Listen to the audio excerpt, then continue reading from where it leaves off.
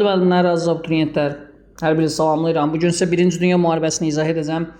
Dərsimizə keçməzdən əvvəl kanalımıza abunə olaq, videomu bəyənək ki, bu video bir çox insanların qarşısına çıxsın. Demək, 1-ci Dünya müharibəsinin başlanmasına əsas gətirən amillər nədir? 1-ci Dünya müharibəsində iki böyük hərbi siyasi blok Üçlər İttifaqı və Antante üzrə dayanmışdı. Müharibənin başlamasının səbəb nədən ibarətdir?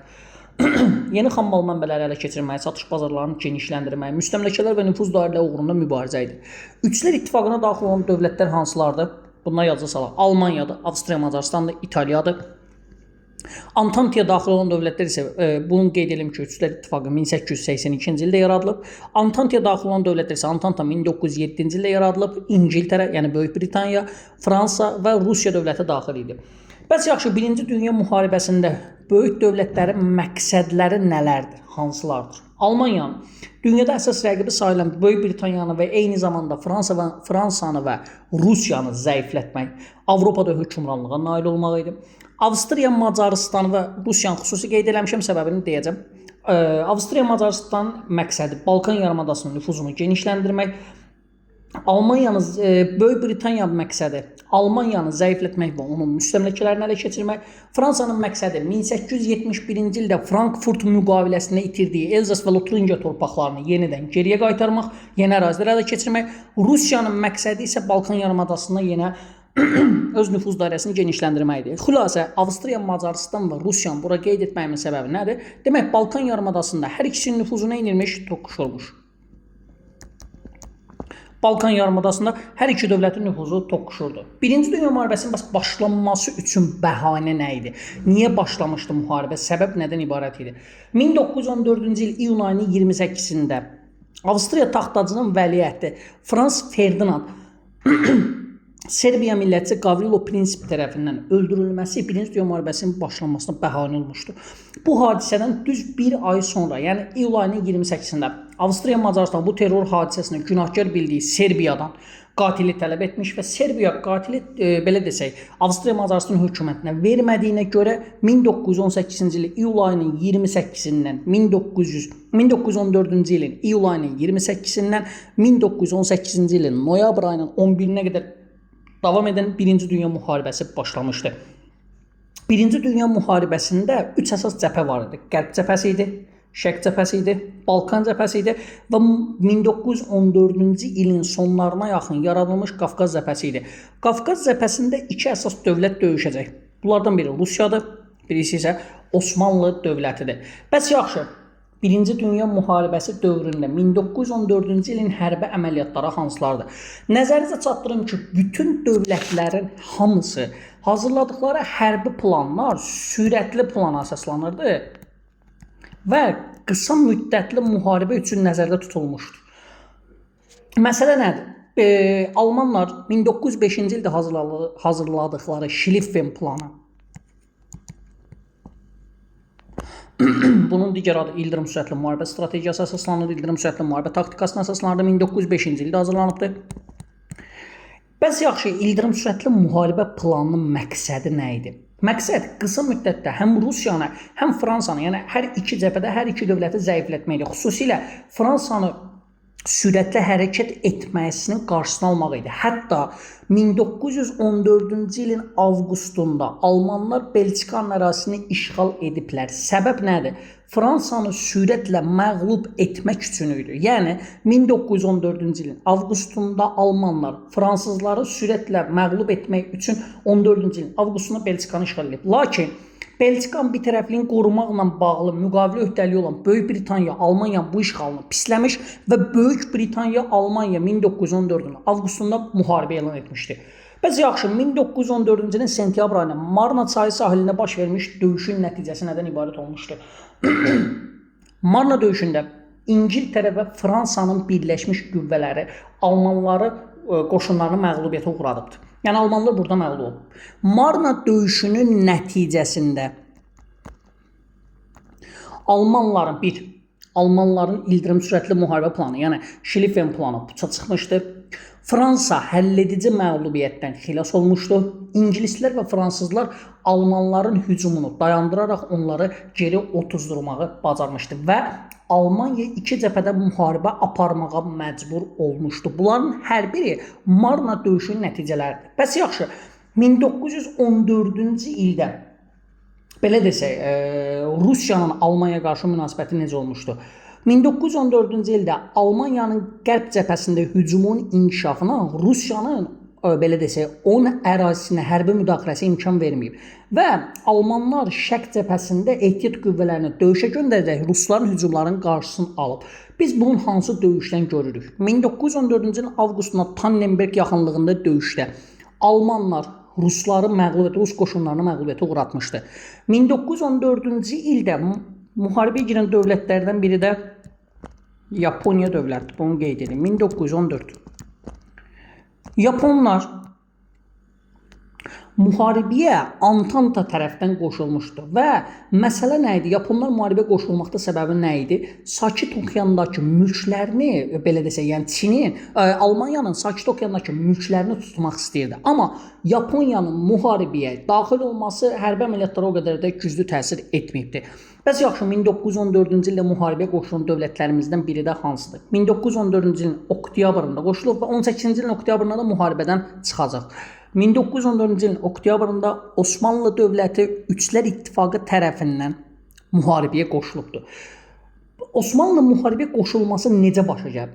Demək, Osmanlı, belə desək də, Osmanlı müttəfiqi Almaniya idi. Almaniya hər zaman Osmanlı dövlətindən demək olar ki, 19-cu əsrin ikinci yarısında da 20-ci əsrin əvvəlində də müttəfiq olub. Osmanlı dövləti müharibənin əvvəlində bir tərəf idi əslində. Ancaq Osmanlıdan sığınacaq alan iki Alman hərbi gəmisi Rusiyanın gəmilərinə, belə desək, Rus gəmilərinə, limanlarına atəş açması nəticəsində Osmanlı dövləti məcbur qalaraq Üçlər İttifaqı tərəfindən müharibəyə daxil olmuşdu.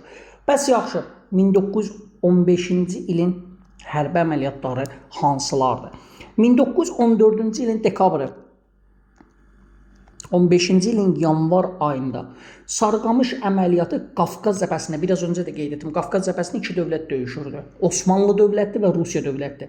Qafqaz cəbhəsində Osmanlı qoşunu zəruri ərzağa, təchizata sahib olmadığına görə Sarıqamış döyüşündə Ruslar Osmanlıları, yəni bu döyüşdə Rusiyanın qüvvələri qalib gəliblər.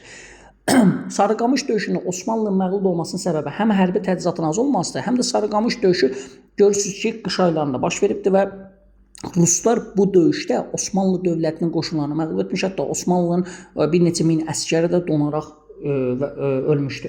Demək, Sarıqamış əməliyyatından sonra ərazidə yaşayan ermənilər həmin bölgənin, yəni Osmanlı dövlətinin ərazisində yaşayan türk müsəlman əhalisinə qarşı soyqırım siyasəti həyata keçiribdir və sakin olduğu, yəni Osmanlı dövlətinin sakini idilər həmin vaxt ermənilər. Ermənilər sakin olduğu dövlətə, yəni Osmanlıya xəyanət edərək Rus ordusuna köməklik göstərmişdi. Bəs 1915-ci ilin əvvəlində İngiltərə və Fransa Rusiyaya yardım etmək üçün hansı addımı atıb? 1915-ci ilin əvvəllərində İngiltərə və Fransa Rusiyaya yardım etmək və Osmanlı dövlətinin diqqətini Qafqaz cəbhəsindən yayındırmaq üçün Çanaqqala boğazını ələ keçirmək istəyirdi. Çanaqqala döyüşləri fevral ayında başlayıb mart ayında yekunlaşıbdı. 1915-ci ilin fevral-mart aylarında Çanaqqala boğazı yaxınlığında döyüşdə, hətta Çanaqqala boğazını ələ keçirmək üçün Antanta dövlətləri plan hazırlayıblar. Bu planın məqsədi demək İstanbul işğal olunmalı və Çanaqqala boğazı ələ keçirilməli idi. Bununla da Osmanlı dövləti Çanaqqala əməliyyatına görə təslim olmalı idi, amma təbii ki bu fiyaskoya uğrayır, yəni baş tutmur.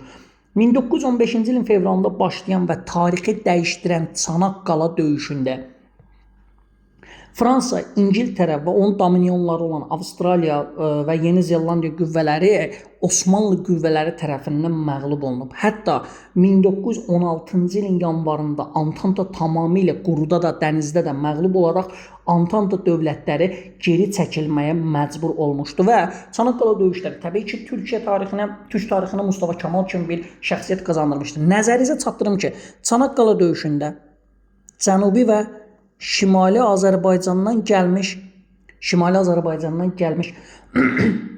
könüllülər də iştirak etmişdi. Bəs yaxşı, 1900 bu xüsusi ayrım izah edim. 1915-ci ildə Antantı dövlətləri olan İngiltərə, Fransa, Rusiya bir sıra ərazilər vəd edərək İtaliyanı öz tərəfinə çəkməyi bacarmışdılar.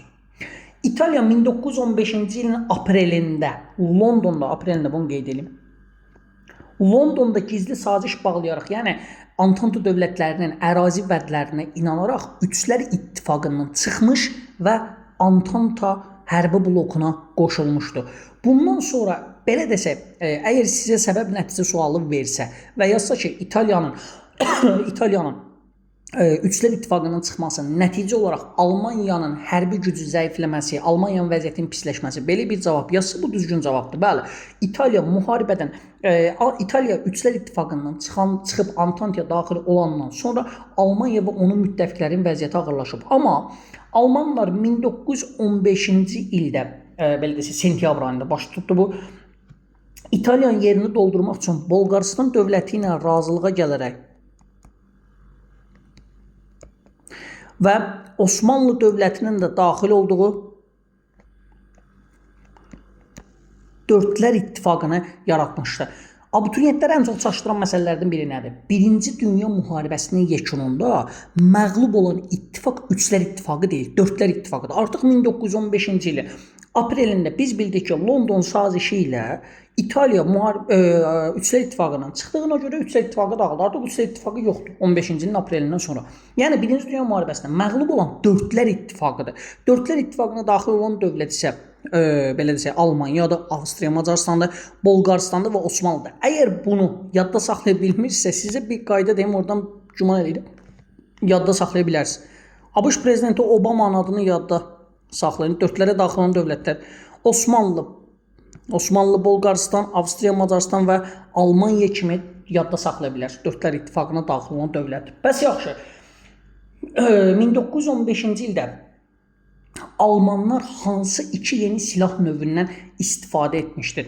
1915-ci ildə Almanlar iki silah növündən istifadə edib. Bunlardan biri Belçika ərazisində zəhərli xlor qazıdır. Zəhərli xlor qazının istifadə olunması, belə desək, zəhərli qazlardan istifadə edilməsi qaz maskalarının yaranmasına səbəb olub və İngiltərəyə qarşı sualtı qayıqlardan istifadə olunub. Bir daha təkrarlayıram, Belçikaya qarşı zəhərli xlor qazından, İngiltərəyə qarşı isə sualtı qayıqlardan istifadə ediblər. Bəs yaxşı, 1916-cı ilin hərbi əməliyyatları hansılardır?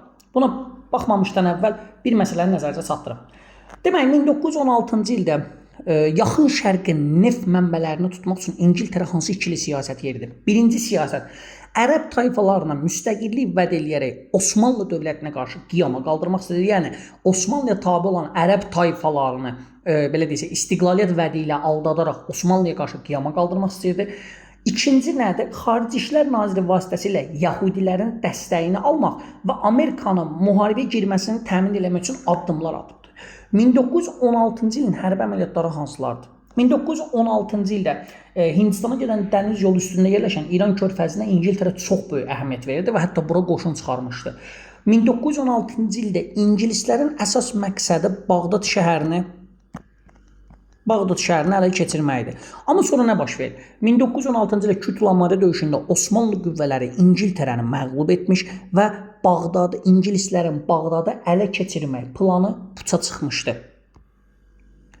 Bəs yaxşı, Qərb cəbhəsində 16-cı ildə hansı döyüşlər baş verib? 1916-cı ilin fevralında başlayan və Almanlarla fransızlar arasında baş vermiş Verden yaxınlığında döyüşdə, belə desək, buna Verden qəsəbxanası deyirlər, çünki Fransa tərəfdən belə desək 1 milyona yaxın canlı qüvvə itirilibdi 10 ay ərzində.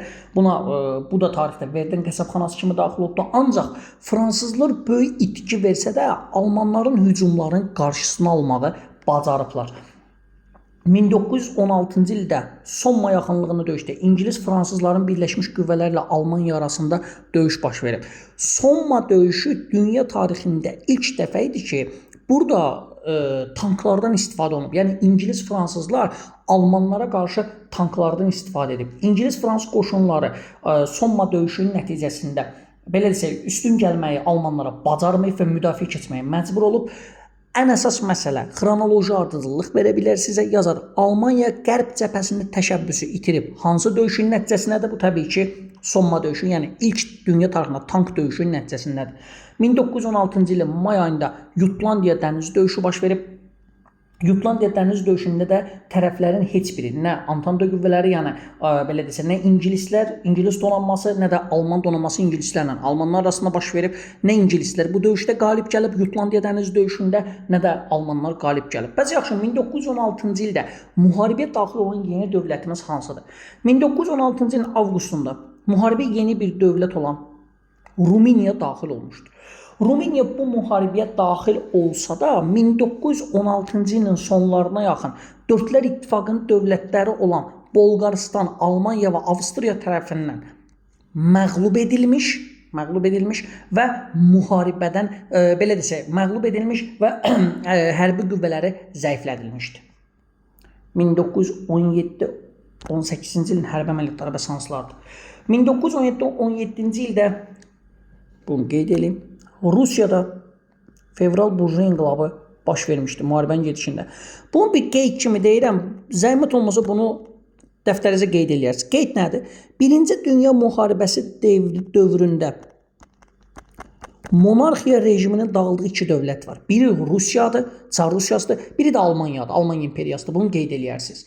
1917-ci ilin fevralında Rusiyada fevral burjuy inqilabı baş vermiş və hakimiyyət, yəni Romanovlar sülaləsi hakimiyyətdən devrilmişdi. 1917-ci ilin aprelində Amerika Birləşmiş Ştatları müharibəyə daxil olub. İndi məsələ nədir? Amerika müharibəyə daxil olmamışdan əvvəl nəyi bəhanə edərək müharibəyə daxil olub? Güya Amerikalılar Almanların sualtı qayıqları hədsiz şəkildə, yəni qeyri-məhdud şəkildə sualtı qayıqların istehsal etməsi güya Amerikanın narahatı və Amerikanın müharibəyə girməsinə bəhanə olmuşdu. 1917-ci ilin aprelində ABŞ 1-ci Dünya müharibəsinə hansı tərəfdən qoşulub? Antantanın xeyrinə 1-ci Dünya müharibəsinə qoşulmuşdu. 1-ci Dünya müharibəsinə qoşulanda Fransa və İngiltərə Amerika qoşunları Avropaya gələnə qədər müharibəni yekunlaşdırmaq istəyirdi, başa çatdırmaq istəyirdi. Almaniya isə Antanta qüvvələrini məğlubiyyətə uğratmaq istəyirdi. 1917-ci ilin burada səhvlik gəlib. 1917-ci ilin oktyabrında buna qayıdacağam. 1917-ci ilin oktyabr ayında bu köhnə dəstəklərdə Kooperatta döyüşü gedirdi. İndi onu çıxarıblar. Mən hər ehtimala qarşı onu yazıram. Kooperatta döyüşü idi. Bunu istəsəz qeyd edərsiniz. 1917-ci ilin oktyabrında keçmiş dəstəklərlə deyirəm, Kooperatta yaxınlığında döyüşdə İtaliya qoşunları keçmiş müttəfiqləri olan Almaniya və Avstriya birləşmiş qoşunlarına məğlub olublar. 1918-ci ilin martında Rusiya Dördlər İttifaqı ilə öz müttəfiqlərindən, yəni Antantadan xəbərsiz Brest-Litovskdə sülh bağlayaraq müharibədən çıxmışdır. Sual, Brest-Litovsk sülhünün nəticəsi nədir? Məsələn, sizə yazsa ki, yenə səbəb nəticə sualı təqdim eləyər. Brest-Litovsk sülhünün nəticəsində belə desək, yazsa ki, Almanlar iki cəbhədə müharibə aparmaqdan xilas olub, bu düzgün cavabdır. Niyə? Çünki Almanlar Marna döyüşündən etibarən, yəni 1914-ün sentyabrına iki cəbhədə, yəni həm Rusiya, həm Fransaya qarşı müharibə aparırdı. 18-ci ilin martında Rusiya müharibədən çıxmasının nəticəsində belə desək, Almanlar iki cəbhədə müharibə aparmaqdan xilas olub. Niyə? Çünki Rusiya 1-ci Dünya müharibəsindən çıxdı. 1918-ci ilin mayında Antanta tərəfdən döyüşən Rumıniya müharibədən çıxarılıbdır. 1918-ci ildə Dördlər İttifaqından olan Bolqarıstan müharibədən çıxarılıb. 1918-ci ilin oktyabrında Mudros sazişini bağlayaraq Osmanlı dövləti 1-ci Dünya müharibəsindən çıxıb. Müharibədə digər iki dövlətimiz qalıb. Demək, Avstriya, Macarıstandır və Almaniyadır. 1918-ci ilin noyabrın 3-də Avstriya, Macarıstan sülh müqaviləsi bağlayaraq müttəfiqlərlə müharibədən çıxarılıbdır. 1918-ci ilin 9 noyabrında, bunu qeyd edin bura, 9 noyabrında Almaniyada inqilab nəticəsində Almaniyada monarxiya devrilib. monarxiya devrilib və yeni hökumət yaranıb. Almaniya Respublikası yaranıb. Almaniyada yeni hökumət yaranandan 2 gün sonra noyabrın 11-də Kompiyen meşəsində Antanta dövlətləri ilə Almaniya sülh müqaviləsi bağlamış və bununla da bütün cəbhələrdə hərbi əməliyyat dayanmış və 1-ci Dünya müharibəsi başa çatmışdır. Nəzərinizə çatdırım ki, 1-ci Dünya müharibəsinin nəticələri hansılardır? Bunu da deyib dərsimizi yekunlaşdıra bilərik. Deməli, 1-ci Dünya müharibəsinin nəticəsində Antanta hərbi siyasi bloku qalib gəlib. Qalib olubdur.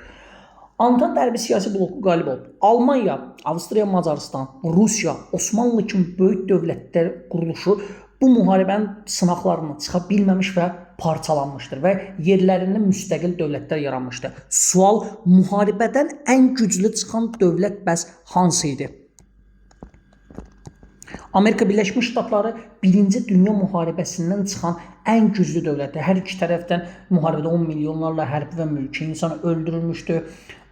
Hər dövlət demək olar ki, əksər dövlətlər öz milli sərvətlərinin 1/3-ni itirmişdilər və nəzərinizə çatdırım ki, 1-ci Dünya müharibəsinin nəticəsində dünya müstəmləkə sistemi böhran keçirib. Bax, diqqət edin. Dünya müstəmləkə sistemi dağılmayıb. Dünya müstəmləkə sistemi 2-ci Dünya müharibəsinin nəticəsində dağılıbdır. Dünya müstəmləkə sistemi böhran keçirməsinə səbəb olmuşdur. Bugünlük dərsimiz bu qədərdir. Hər birinizə minnətdaram. Bir daha qeyd edirəm, zəhmət olmasa kanalımıza abunə olaq, dərsləri bəyənək ki, videolar başqa şagirdlərin və müəllimlərin də qarşısına çıxsın. Çox təşəkkür edirəm.